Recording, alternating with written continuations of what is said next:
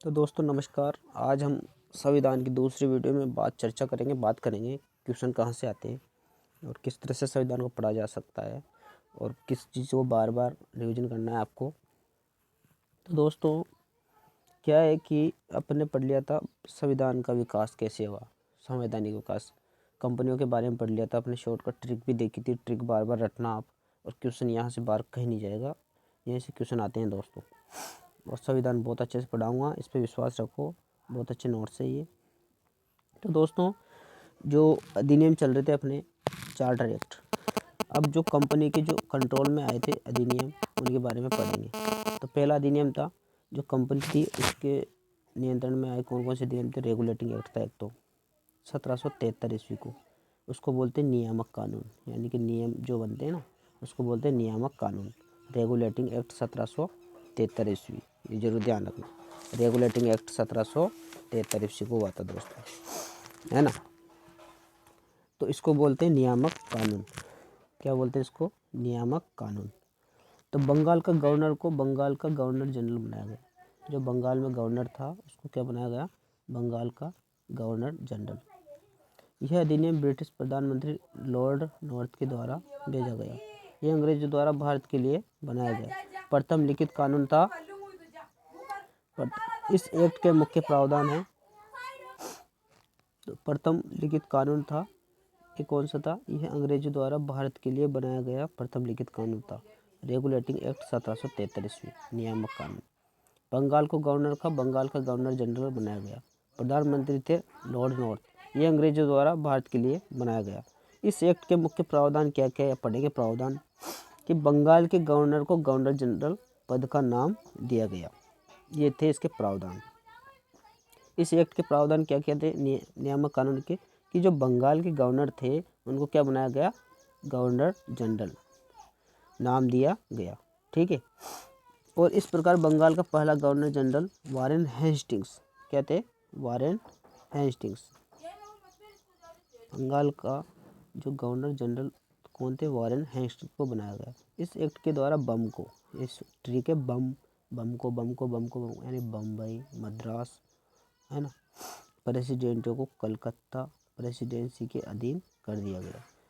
जो बम्बई व मद्रास जो प्रेसिडेंसी थी और कलकत्ता उनको क्या करा? जो कलकत्ता है उस प्रेसिडेंसी के अधीन कर दिया गया, जिसका प्रमुख गवर्नर जनरल को बनाया गया। इस प्रमुख जो गवर्नर जनरल को ही बनाया गया, जिसका प्रमुख है ना, प्रेसिडेंटियों को, यानी कि बमकों की स्थापना की गई है ना। उसके बाद में आगे बढ़ते हैं दोस्तों। इस अधिनियम के द्वारा 1784 ईस्वी में भारत में पहली बार कलकत्ता में एक सुप्रीम कोर्ट की स्थापना होती है। क्या होती है? पहली बार सुप्रीम कोर्ट की स्थापना कहाँ पर होती है? सर्वोच्च न्यायालय की कलकत्ता में, जिसमें मुख्य न्यायाधीश व 3 अन्य न्यायाधीश होते हैं। एक तो मुख्य न्यायाधीश मेन और 3 अन्य न्यायाधीश होते हैं। एलिजा इम्पे इसका पहला मुख्य शासक बनाया जाता है ना, पहला मुख्य न्यायाधीश बनाया गया एलिजा इम्पे। कहाँ के? 3 अन्य न्यायाधीश व एक मुख्य न्यायाधीश। सुप्रीम कोर्ट की स्थापना की गई 1774 ईस्वी में। भारत में पहली बार कलकत्ता में एक सुप्रीम कोर्ट की स्थापना की गई, है ना। तो ये था इसका अधिनियम के, है ना, ये नियामक कानून के अधिनियम, है ना। तो ये जरूर ध्यान रखना, यहाँ से क्वेश्चन आ सकता है। उसके बाद में आगे बढ़ते हैं। Pitt's India act 1784। Pitt's India act 1784 ईस्वी। अब पीट्स इंडिया अधिनियम क्या कहता है कि ब्रिटिश युवा प्रधानमंत्री विलियम पिट के ने रेगुलेटिंग एक्ट की कमियों को दूर करने के लिए अधिनियम बनाया था। किसने बनाया था? Pitt's India act. जो ब्रिटिश युवा प्रधानमंत्री थे विलियम पिट 1784 ईस्वी ने रेगुलेटिंग एक्ट की कमियों को दूर करने के लिए इस अधिनियम को, है ना, कंपनी के लिए के ऊपर अपना प्रभाव करने के लिए 1784 में पीट्स इंडिया एक्ट पारित किया गया था, है ना। जो कंपनी में कमियां थी, जितनी भी कमियां रह गई थी, इसलिए इस अधिनियम को अपना प्रभाव जमाने करने के लिए 1784 ईस्वी में पीट्स इंडिया एक्ट पारित किया था दोस्तों। इसके मुख्य प्रावधान कौन कौन से हैं? प्रावधान है संचालक मंडल पर बोर्ड डायरेक्टर नियंत्रण। जो संचालक कंट्रोल रूम है उस पर नियंत्रण किया गया। इसके उद्देश्य से इंग्लैंड में एक नियंत्रक मंडल बोर्ड ऑफ कंट्रोल की स्थापना की। ये पटवार में आया था 2011 में राजस्थान में, जिसमें 6 सदस्य होते हैं। क्या होते हैं? 6 सदस्य। संचालक मंडल पर नियंत्रण करने के उद्देश्य से इंग्लैंड में एक नियंत्रक मंडल बोर्ड ऑफ कंट्रोल की स्थापना की, जिसमें कितने सदस्य होते हैं? 6। इस अधिनियम द्वारा अंग्रेजों ने अपने व्यापारिक कार्यों और राजनीतिक कार्यों को अलग अलग कर दिया गया था दोस्तों, है ना। इस अधिनियम द्वारा क्या हुआ था कि अंग्रेजों ने अपने व्यापारिक एवं राजनीतिक कार्यों को अलग अलग कर लिया था या बांट लिया था। तो ये थे इसका अधिनियम संचालक मंडल पर, है ना, बोर्ड ऑफ डायरेक्टर। अब अगला पढ़ते हैं चार्टर एक्ट 1793। तो चार्टर एक्ट 1793 भी बहुत इंपॉर्टेंट एक्ट है। इस अधिनियम द्वारा कंपनी के व्यापारिक अधिकार को पुनः 20 वर्षों के लिए बढ़ा दिया गया। जो 1793 वाला है, इसके लिए क्या करा? 20 वर्षों के लिए बढ़ा दिया गया व्यापारिक अधिकार को, है ना। तो जरूर ध्यान रखना। नेक्स्ट पढ़ते हैं।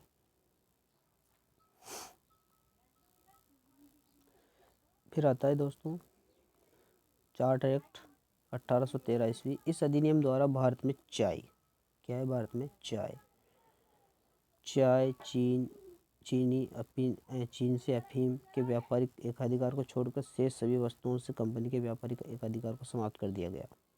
भाई इस अधिनियम द्वारा क्या हुआ? भारत से तो चाय व चीन से अफीम की जो व्यापारिक एकाधिकार थे उनको क्या करा? छोड़कर शेष सभी वस्तु से कंपनी के व्यापारिक एकाधिकार को समाप्त कर दिया गया। यानी कि इनको छोड़ा था और सभी समाप्त कर दिया गया था चार्टर एक्ट 1813 ईस्वी इस अधिनियम द्वारा, है ना।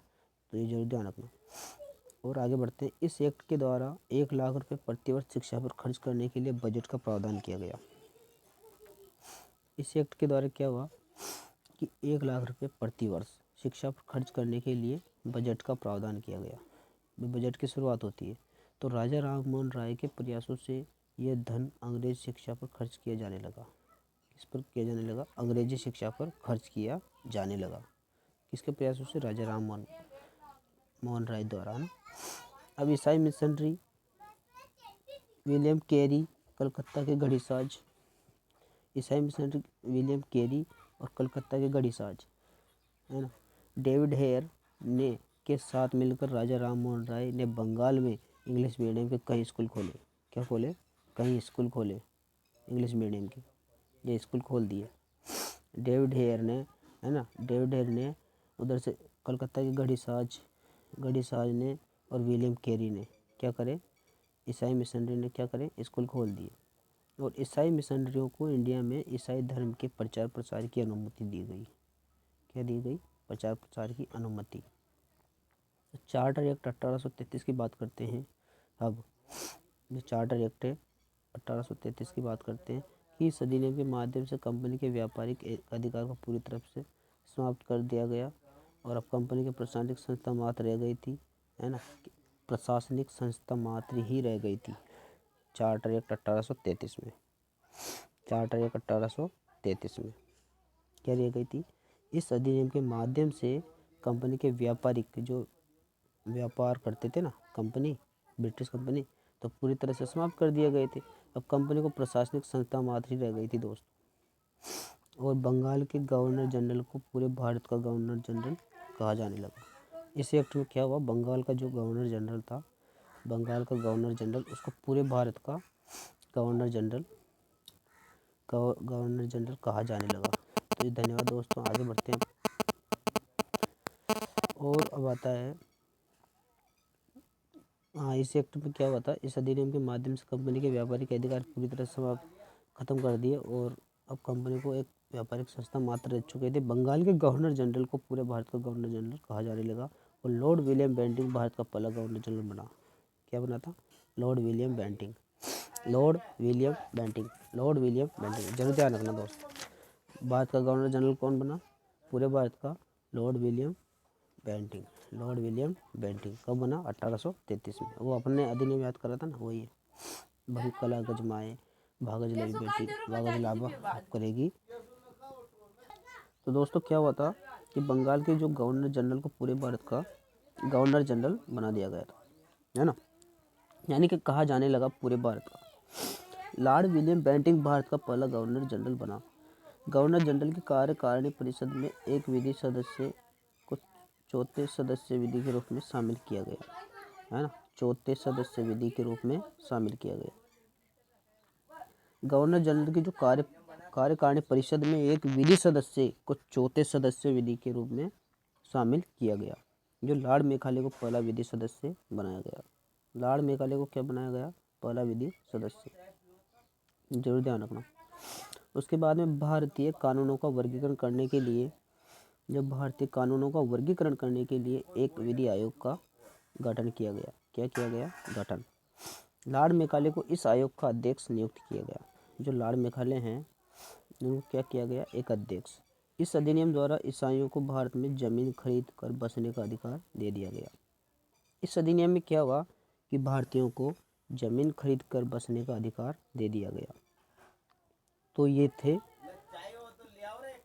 थे अधिनियम जो कंपनी के द्वारा आए थे, है ना। आगे बढ़ते हैं दोस्तों, इसमें और ध्यान से देख लो आप। इसमें क्या हुआ? चार्टर एक्ट 1833 में इस अधिनियम के माध्यम से कंपनी के व्यापारिक एकाधिकार को पूरी तरह समाप्त कर दिया गया। प्रशासनिक संस्था मात्र रह गई थी। बंगाली गवर्नर जनरल को पूरे भारत का गवर्नर जनरल कहा जाने लगा। लॉर्ड विलियम बेंटिक को भारत का पहला गवर्नर जनरल बना। गवर्नर जनरल की कार्यप्रणाली परिषद को एक विधि सदस्य चौथे सदस्य के रूप में शामिल किया गया। लॉर्ड मेकाले को पहला विधि सदस्य बनाया गया।